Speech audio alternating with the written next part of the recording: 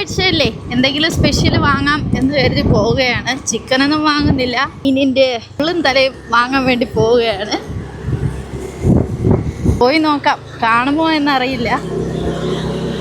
ഇന്ന് ഞായറാഴ്ച ആയതുകൊണ്ട് മാർക്കറ്റൊന്നുമില്ല. ഇവിടെ തൊട്ടടുത്തൊരു ഫിഷ് സ്റ്റോളുണ്ട്.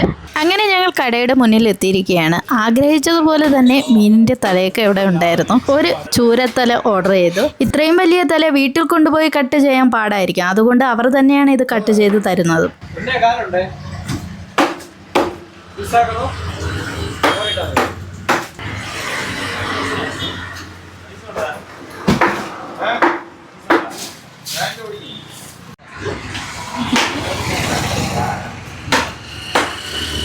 ഈ ഒരു തല ഞങ്ങൾ രണ്ടുപേർ കഴിച്ചാൽ തീരില്ല എന്ന് പറയാം. അതുകൊണ്ട് വീട്ടിൽ എല്ലാവർക്കും വേണ്ടിയിട്ടാണ് ഒരു വലിയ തല വാങ്ങിയത്.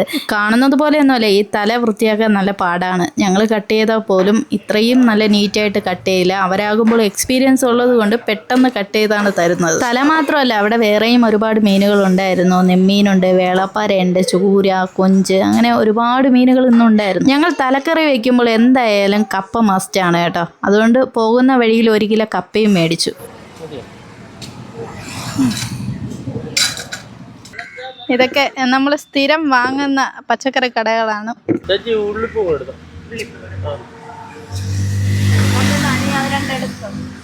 ഇവിടെ പച്ചക്കറി വാങ്ങാൻ വന്നാലേ ഒരു 10 മിനിറ്റെങ്കിലും ഞങ്ങളെ ഇവിടെ പിടിച്ചു നിർത്തി കുശലമൊക്കെ ചോദിച്ചിട്ടേ വിടത്തുള്ളൂ. ഇനി തലക്കറി വെക്കാനുള്ള പരിപാടിയിലാണ്. തലയൊക്കെ ക്ലീൻ ചെയ്തെടുക്കുകയാണ്. ഇത്രയും മീൻ ഞങ്ങൾക്ക് കിട്ടിയത് വെറും 300 രൂപയ്ക്കാണ്. തലയുമുള്ള മാത്രമല്ല, നല്ല പീസും ഇതിലുണ്ടായിരുന്നു. ഇനി ഇതിലേക്ക് ആവശ്യമായിട്ടുള്ള ഇഞ്ചി വെളുത്തുള്ളി ഇങ്ങനെ ചതച്ചെടുക്കുക.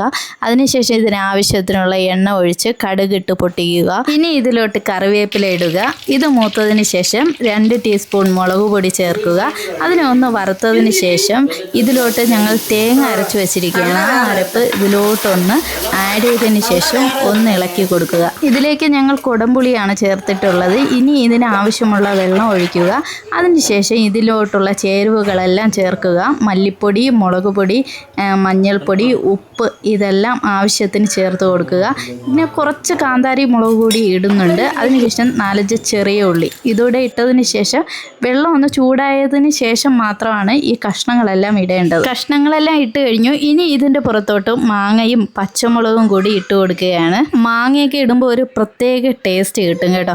അതിനുശേഷം ഇതിലോട്ട് കുറച്ച് കറിവേപ്പില, ലാസ്റ്റായിട്ട് കറിവേപ്പില ഒന്ന് ഇട്ടതിന് ശേഷം ഇത് മൂടി വെച്ച് വേവിക്കുകയാണ് ചെയ്യുന്നത്. ഒരു വലിയ തക്കാളിയും കൂടെ ഇതിലോട്ട് ചേർക്കുന്നുണ്ട്. ഇനി ഇതിനെ അടച്ചു വെച്ച് ഏകദേശം ഒരു 45 മിനിറ്റെങ്കിലും വേണം. ഇനി ഇത് തിളച്ച് വറ്റുന്നത് വരെ നമുക്കൊന്ന് വെയിറ്റ് ചെയ്യണം. ഏകദേശം ഒന്ന് വെന്ത് പാകമായിട്ടുണ്ട്. ഇനി ഉപ്പില്ല എങ്കിൽ ഉപ്പിട്ട് കൊടുക്കുക. അങ്ങനെ നമ്മുടെ തലക്കറി നന്നായിട്ട് തിളച്ച് വറ്റി വെന്ത് പാകമായിട്ടുണ്ട്. ഇന്ന് തലക്കറി ആയതുകൊണ്ട് എല്ലാവർക്കും വിശപ്പ് നേരത്തെ വന്നു എന്ന് തന്നെ പറയാം. എല്ലാവരും ഇങ്ങനെ ചോറ് കഴിക്കാനായിട്ട് വെയിറ്റ് ചെയ്യുകയാണ്. കൂടെ കഴിക്കാൻ വേണ്ടി നല്ല കപ്പ ഉടച്ചതും കൂൺ തോരനൊക്കെ ഉണ്ടായിരുന്നു കേട്ടോ. എന്തായാലും ഇന്നത്തെ ഫുഡ് സൂപ്പറായിരുന്നു. ഒരു രക്ഷയില്ലാത്ത തലക്കറിയായിരുന്നു കേട്ടോ. അങ്ങനെ ഇന്നത്തെ സൺഡേ സ്പെഷ്യൽ നമുക്ക് തലക്കറിയായിരുന്നു. എന്നും ചിക്കനൊക്കെ ആയിരുന്നു. ഇന്നൊരു വെറൈറ്റി ചെയ്തെന്ന് മാത്രം.